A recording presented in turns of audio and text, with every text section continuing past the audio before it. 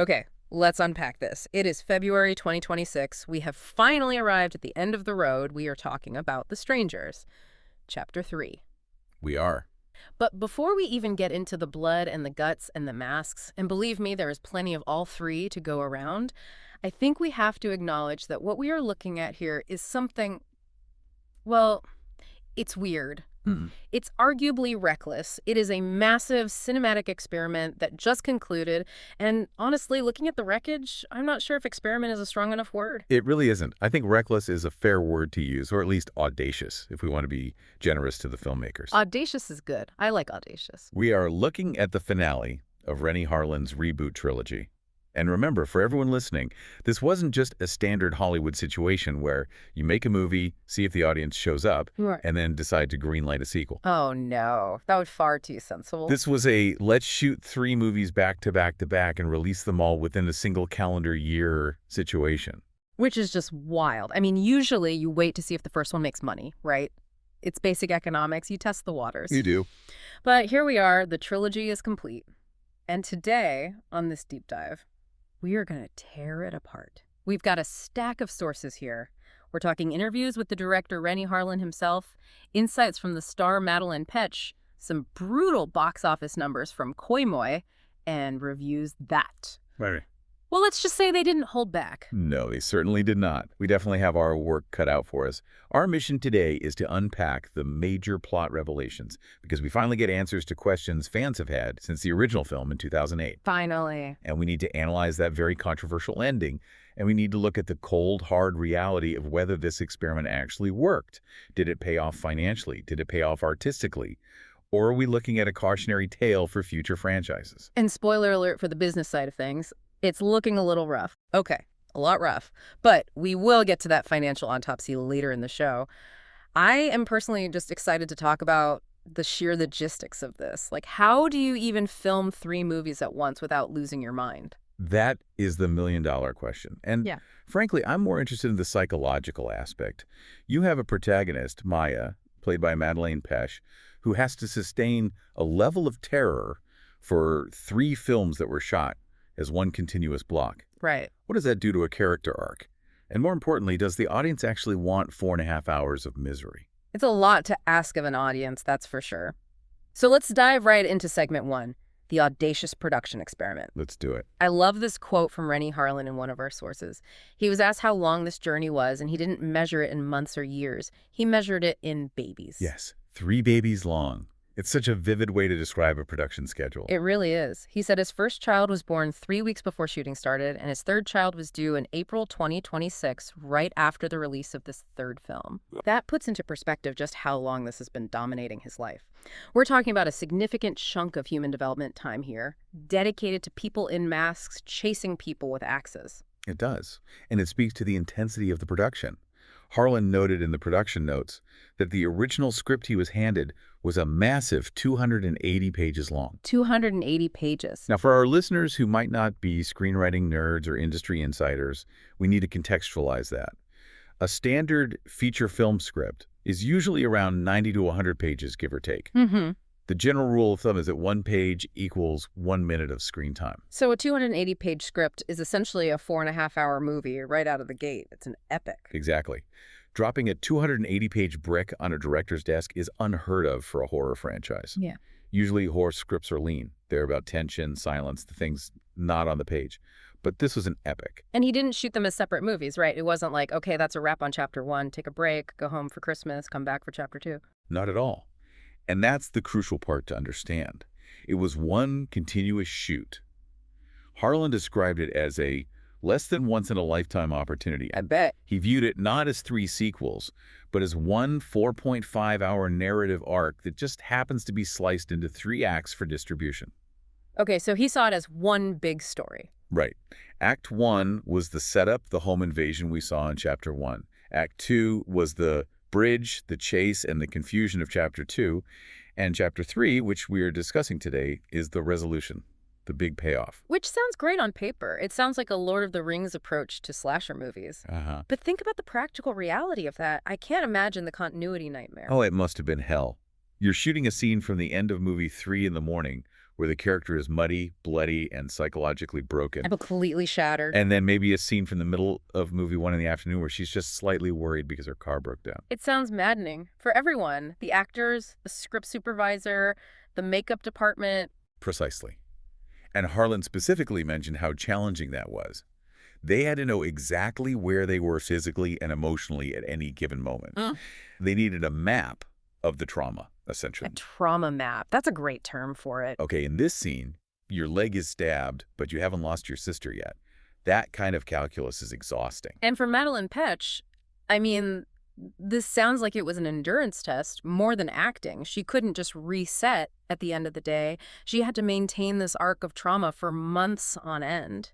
It's an incredible thing to ask of an actor, and we're going to talk about her performance later, because even the critics who absolutely hated the movie seemed to agree she was working her tail off. Oh, yeah. She gets a lot of praise. But let's talk about where they did this. Because in the movie, we are in Venus, Oregon, Pacific Northwest, misty, moody, creepy woods, lumberjack country. Right, the perfect setting. But in reality, We are in Bratislava, Slovakia. Slovakia. I mean, I know Hollywood shoots in Europe to save money. We see it all the time. But Slovakia standing in for Oregon is a bold choice. It is.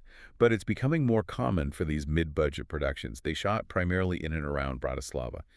And looking at the production notes from Is Tamara Home, which is this fan site that meticulously tracks the franchise. They do great work. They do.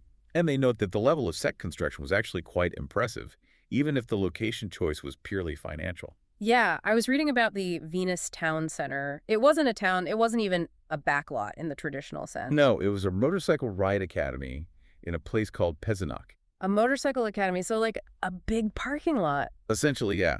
They took a driving course and built the facades of the town square from scratch around it. None of the buildings were real functional buildings. They were shells.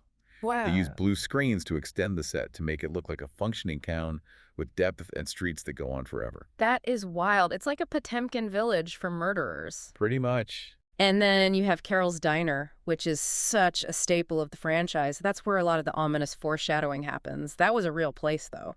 Yes, that was the Elephant Diner in Raka, Slovakia. So if you're ever in Raka and want a burger with a side of existential dread, that's the spot. I'll add it to my travel list. It's funny because when you watch the movie, you're looking for those little details that give it away. Maybe a European outlet on the wall or a weird brand of soda in the background. But they scribbled it pretty well. They did a good job. And the hospital from Chapter 2. That was an abandoned military hospital in Bratislava. Abandoned military hospitals are scary enough without Rennie Harlan adding serial killers to them. That vibe must have been intense on set. Oh, for sure. You'd probably get that production value for free. But to your point about why Slovakia, it's strictly budget. It had to be. We'll get to the box office later, but Chapter 3 had a budget of roughly $8.5 million. That is incredibly low for a major theatrical release in 2026. That's not. If you tried to shoot this in Vancouver or Atlanta, that budget would have doubled just on permits and union rates. Yeah. Shooting in Eastern Europe allows you to stretch that dollar significantly. It makes sense. But critics did note that it gave the film a specific smoky woods aesthetic that felt a bit different from the typical American backwoods. I noticed that too. It adds to that uncanny valley feeling, maybe. Like, it looks like America, but something is just slightly off. The light hits the trees differently. The architecture is just a little too sharp. Yeah. It contributes to the dreamlike, or I guess nightmare-like quality. Okay, so we've established the stage, massive script, continuous shoot, fake town in Slovakia. Now let's get into the movie itself, segment 2. Unmasking the plot. This is the deep dive, so spoiler alert, we are ruining the movie for you right now. If you haven't seen it, you care about being surprised, pause now. Consider yourselves warned. We are holding nothing back. Okay, the biggest thing about this trilogy is that it promised answers. The original Strangers from 2008 was terrifying because it was random. Because you were home. That's it. That's the line that haunted a generation. It's perfect. But Chapter 3 says, actually, let's explain everything. And that is the fundamental divide for fans, I think. This film reveals the true identities of the Strangers. We have Scarecrow, who is Gregory Rotter. We have Pinup Girl, who is Shelley Barnes. And we have Dollface, whose real name is Jasmine. And they aren't just random drifters who pass through town. They are locals. Deeply embedded in the town's fabric. Gregory is a local. Shelley was a waitress at the diner. You see her in chapter 1 and you don't even realize. Which is a nice touch, I'll admit. But the Wow. backstory is, well, it's a lot to process. We get flashbacks showing that Gregory murdered a classmate named Tamara. And there it is. Is Tamara home? Exactly. That iconic line wasn't just nonsense. It was a code. It was a ritual they used to reference their first kill. It was an inside joke for the killers. I have to say, part of me hates knowing that. Like, is Tamara home was so much scarier when I thought they were just messing with people, or maybe they were at the wrong house and just decided to kill anyway. Knowing it's a reference to a specific murder, does that reduce the scare factor for you? For MIDI critics, yes, absolutely. Brian Tellerico from RogerEbert.com specifically called this out. He said, giving the strangers a backstory, he called it the Dexter angle, ruined the mystique. The Dexter angle, that's perfect. The randomness was the horror. The idea that violence can visit you for no reason is terrifying. Once you give them a motive and a history, they become just serial killers. They lose that elemental force of nature quality. They become people with issues rather than monsters. Exactly. And the conspiracy goes deeper than just 3 psycho kids, right? It goes to the top. It goes to the law, which in a small-town horror movie, of course it does. Of course. The biggest reveal, and the one that shifts the genre of the film, is that Sheriff Roder Richard Brake's character is Gregory's father. The sheriff is the dad. I mean, it's a trope, but it's an effective one. And not just a clueless dad who doesn't know his son is a monster. He is fully complicit. So he's in on it. He made a deal with the devil, essentially. The flashbacks reveal that the sheriff covered up Gregory and Shelley's crimes, that first murder of Tamara. But there was a condition. They could kill outsiders, strangers, but they could never touch the townspeople of Venus. So the whole town is basically safe as long as they sacrifice the tourists. That's the deal. That is dark. It changes the movie from a slasher to almost a folk horror. It is a classic folk horror trope, really. The community that feeds off the blood of outsiders to maintain its own peace. Think The Wicker Man or Midsommar, but with more axes. Right, and it explains why the townspeople are so weird and unhelpful in the first 2 movies. They're not just unfriendly, they're protecting their arrangement. Exactly. Rennie Harlan touched on this in an interview, saying the townspeople just wanted to live their peaceful lives and keep the lid on things.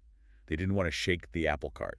Shake the apple cart is a polite way of saying, let my son murder people with axes so I don't have to deal with the scandal. Indeed. It's a very cynical view of small-town protectionism. But this brings us to the narrative arc of Chapter 3 specifically. Maya is captured by Gregory and Jasmine. And this is where the movie shifts from a slasher to something more psychological. Gregory isn't just trying to kill Maya. If he wanted her dead, she'd be dead. He's had a dozen chances. Yeah, Madelaine Petsch talked about this in her interview. She said, Gregory sees a darkness in Maya. He's grooming her. That's the word she used, and it's very fitting. There's a scene at a motel, the Venus Motel, where Gregory forces Maya to put on Shelley's mask. Shelley is dead at this point, remember? Right, pinup girl is gone. So Maya puts on the pinup girl mask, and he forces her to knock on a door and ask, is Tamara home? That is twisted. He's making her reenact their ritual. He is trying to transfer the identity of the killer onto her. It's pure psychological warfare, and he forces her to make a choice.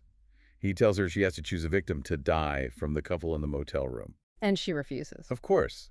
But he kills the male victim anyway. The message is clear. You are part of this now. You are complicit. Whether you swing the axe or not, you are part of the event. It's psychological torture. He's trying to break her down completely. And just to twist the knife further, literally, Maya's family shows up. Her sister Debbie and her brother-in-law Howard, they finally track her down after 3 movies of searching. Which should be the moment of hope. The cavalry has arrived. And it is tragic. This is the resolution act, but it's not a happy one. Instead of saving the day, Gregory flips their trailer, a massive set piece that they built just to destroy. I will say that was an impressive practical effect. It was. But then he kills Howard with an axe. And then, in what is described as the breaking point for Maya, he executes her sister Debbie right in front of her while Maya is bound and watching. That's the moment. That's the snap. Yes. That is the moment Maya ceases to be the victim. Her psyche fractures. The hope of rescue is gone. The hope of a normal life is gone. All that's left is something else. And that sets up the 3rd segment of our discussion, the turn in the climax. A bloody, bloody climax. Okay, let's get into the retribution, because after 4.5 hours, if you're watching the supercut, or just after this grueling movie, the audience is desperate for her to fight back. Desperate. And she does. She does. And it's brutal. Her first intentional kill is Jasmine Dollface. Hmm. Maya ambushes her, stabs her, and smashes her skull. Brutal. It's not self-defense at that point. It's an execution. It is. And it's significant because up until now, Maya has been surviving. She's been running. Now she is hunting. The prey becomes the predator. Exactly. Yeah. And she finds a shotgun, goes to the lair, and finds the sheriff. Sheriff Daddy. And she shoots him dead. No hesitation, no monologue, just bang. She takes out the corruption at the source. Good for her. But the climax with Gregory Scarecrow is where it gets weird. And this is the scene that has people talking and debating on the forums. It's a very strange choice. The seduction ruse. Right. She enters Gregory's shrine. He unmasks himself. They have this conversation where they bond over having everything taken away. He's trying to find a kindred spirit in her. He is. Gregory references Cain and Abel, trying to give his violence some biblical weight, trying to justify everything. And Maya, she feigns attraction. She feigns love. It's a bold move. She's playing his game. She knows he wants a partner, not a victim. She is. She uses that grooming against him. She convinces him that she has turned, that she understands him. It's the ultimate manipulation. And when he lowers his guard, thinking he has finally found his equal, his soulmate in murder, she stabs him with the knife he left her. And then finishes him off with his own axe. With his own axe. Poetic justice. Live by the axe, die by the axe. But then the ending. The movie doesn't end with her wrapping a blanket around herself and waiting for the ambulance while the red and blue lights flash in the background. No. And this is the controversial ending we need to discuss. Because it leaves everything up in the air. So what happens? The final image is Maya, not waiting for the police. She takes the Scarecrow mask and she walks into the woods, into the darkness. Okay, so what does that mean? Does that mean she's the new killer? Is she replacing him? Is she the new Scarecrow? That is the prevailing theory. Madelaine Petsch was very clear in her interview with MovieWeb. She said, and I'm quoting here, Maya is no longer Maya. She is a shell of herself. A shell of herself. She explicitly suggests that Maya has been groomed into becoming one of them. She says what she does next could easily be what they were doing. So the bad guys won? I mean, they died, but they won. They turned her. They replicated the virus of violence. In a sense, yes. Their ideology survived, even if they didn't. Rennie Harlan calls it a complex psychological character ending. He felt it was the most honest ending. He didn't want the Hollywood survival ending where she's traumatized but okay, the final girl trope. Right, where she's tough but ultimately still the hero. He wanted to show that violence changes you fundamentally. You don't just walk away from that much death and go back to being a normal person who pays taxes and shops for groceries. It leaves a mark. It's definitely bleak. I mean, profoundly bleak. And I guess that connects to the lack of a post-credit scene. We have a source here from a YouTube channel, and Visits, that confirms there is absolutely no post-credit scene. Correct. No stinger, no tease for the strangers. Chapter 4. Which is so rare these days. It is, and the analysis there is interesting. They argue that the lack of a stinger is intentional. The movie ends with the message that horror doesn't end. It gives fear, not closure. If you had a post-credit scene teasing a sequel, it would cheapen the nihilism of that final shot. It would say, tune in next time. This ending says there is no next time. There is only the dark. I guess that makes sense from an artistic standpoint, but man, after 3 movies, you kind of want a little bit of closure. The audience definitely did. But speaking of closure, let's look at how the world reacted to this finale. Segment 4, critical reception and the box office reality. Okay, we have to look at the numbers. And the numbers are not good. That feels like an understatement. In fact, they are disastrous. Lay it on us. Okay, so the budget for Chapter 3 was estimated at $8.5 million. Not huge, but significant for a horror film. Right. Manageable? The box office. It grossed only $4.5 million worldwide. Ouch. That is painful. That means it didn't even make its production budget back, let alone marketing. Not even close. And almost all that was domestic. It made only about $300,000 internationally. It basically didn't exist outside of North America. That is a bomb. There's no other word for it. It's a certified grade A bomb. It is a certified flop. To put it in perspective, to break even covering marketing and the theater's cut, it typically needs to make 2.5 times its budget. So it needed about $21.25 million. And it made 4.5. It made $4.5 million. It lost millions.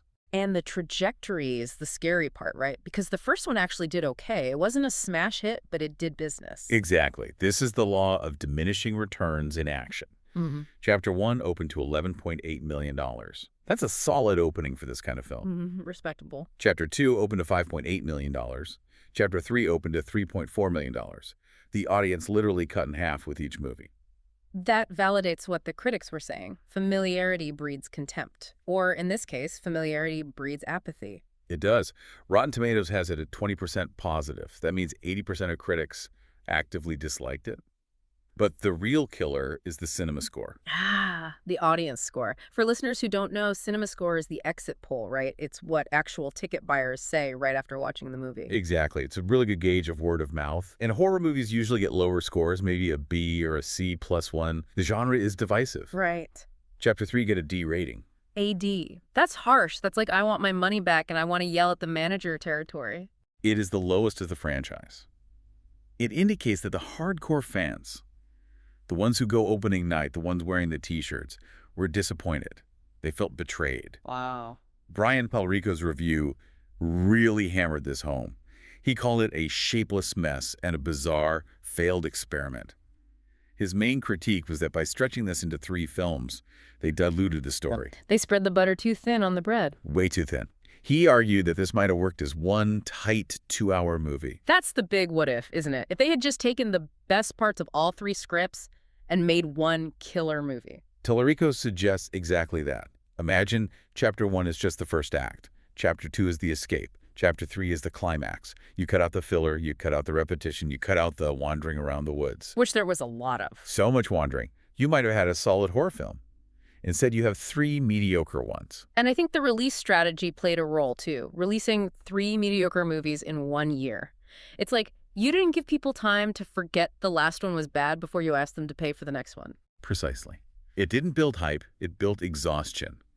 By the time Chapter 3 came out, the audience was just tired. And the randomness that made the franchise special was gone. The more you explained the lore, the less scary it became. But, and here's where it gets interesting, Renny Harlin isn't backing down. Segment 5, the director's cut and the future. Harlan claims there is a 4.5-hour director's cut sitting on a hard drive somewhere. Yes, the supercut. Harlan and producer Courtney Solomon have put this together. Harlan is quoted saying he believes the 3 movies put together are much better than the individual releases. He blamed the 90-minute runtime, right? He said they had to make cuts for the theaters. He did. He claimed that scenes were cut from the individual films just to hit that theatrical runtime mandated by the studio or the theaters. He thinks the long-form version allows the character arcs to breathe, to develop more naturally. I'm fascinated by this. I mean, on one hand, it sounds like Damage Control. Oh, the real movie's one you haven't seen. It's the Snyder Cut defense. But on the other hand, maybe. It's possible. Streaming audiences are used to binge watching. Maybe watching it as a limited series essentially changes the pacing issues. Right. If you go in expecting a TV show, not a movie. Exactly. If you view it as a TV show rather than 3 movies, maybe the slow burn works better. Maybe the character development that felt boring in a theater feels necessary in a binge watch. Or maybe it was just 3 bad movies glued together. That's also a distinct possibility. So speaking of streaming, if you want to punish yourself or reward yourself, depending on your taste, when can you watch this? Based on the previous chapters, the movie web analysis suggests it will hit Starz in June 2026. That's the typical 4-month window. Okay. But digital rental will likely be available late February 2026, so very soon. So if you missed it in theaters, which statistically you did, you can catch it at home.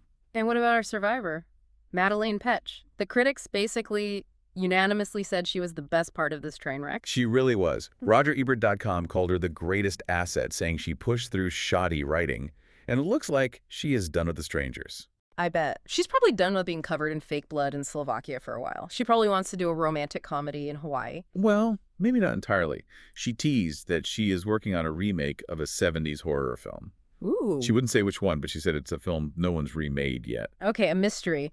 The source material speculates on this. They mentioned The Hills Have Eyes and The Crazies and The Wicker Man have already been done, so what's left? What's an untouched 70s horror classic? It's a deeper cut, she says. So maybe something like The Sentinel, Alice, Sweet Alice, Burnt Offerings. Yeah, Sweet Alice would be cool. That yellow raincoat is iconic. But yeah, she seems to be positioning herself as a modern scream queen, just hopefully with better scripts. If she has the chops for it. This trilogy proves she has the endurance, if nothing else. If she can survive this production schedule, she can survive anything Hollywood throws at her. Absolutely.